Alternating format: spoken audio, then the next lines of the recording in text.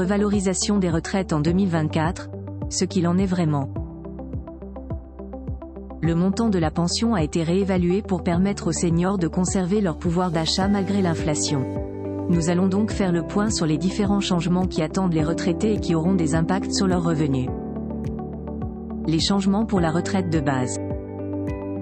Habituellement, la pension est revalorisée au 1er janvier en tenant compte du niveau d'inflation de l'année précédente. Pour la retraite de base, cette augmentation est fixée à 5,3%, soit une hausse importante par rapport à l'année dernière où elle s'établissait à 4% seulement. Cet avantage affecte évidemment les fonctionnaires. De plus, cette réévaluation profitera également à d'autres profils, notamment les anciens salariés du secteur privé, les ex-artisans et agriculteurs ou encore les ex-commerçants. Cependant, il faut préciser que le paiement des retraites du régime général s'effectue à la fin de la période concernée. Cela signifie que cette augmentation de 5,3% ne s'est appliquée que sur la pension versée le 9 février. La hausse des petites retraites. Les pensions de ceux qui perçoivent un minimum contributif majoré profiteront également d'une réévaluation moyenne de 50 € par mois. Cependant, l'attributaire doit avoir pris la retraite à taux plein avec au moins 120 trimestres validés. Ainsi, il y aura environ 1,7 million de Français qui auront droit à cette augmentation. Cela dit, une première étape s'effectuera cet automne, soit près de 650 000 Français. Quant aux autres bénéficiaires, ils seront revalorisés pendant l'année 2024 suivi d'un effet rétroactif prévu le 1er septembre qui marque l'application de cette hausse. Les changements pour la pension de réversion.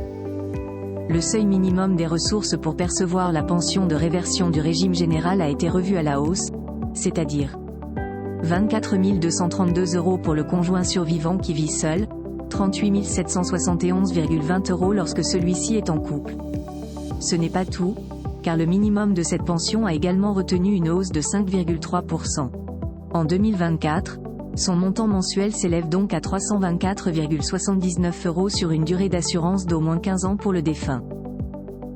Hausse de la retraite complémentaire pour les agents publics contractuels, les libéraux et les avocats. Après la revalorisation de la retraite complémentaire des ex-salariés du privé en novembre dernier, les agents publics contractuels de l'Ircantec profiteront également d'une augmentation de leur pension de 5,3%. Voici les autres hausses. Médecins libéraux, 2,6%, avocats, 1%, agents libéraux de la CIPAV, 4,3%. Réévaluation de quelques minima. Dans le cadre de la revalorisation des retraites, l'exécutif a également prévu de rehausser plusieurs subventions comme suit. Revalorisation à 5,3% de l'allocation veuvage avec un plafond de ressources par trimestre de 2 616 825 € et dont le montant est de 697,82 € par mois. Augmentation du MICO à 733,04 € et du MICO majoré à 876,14 € par mois.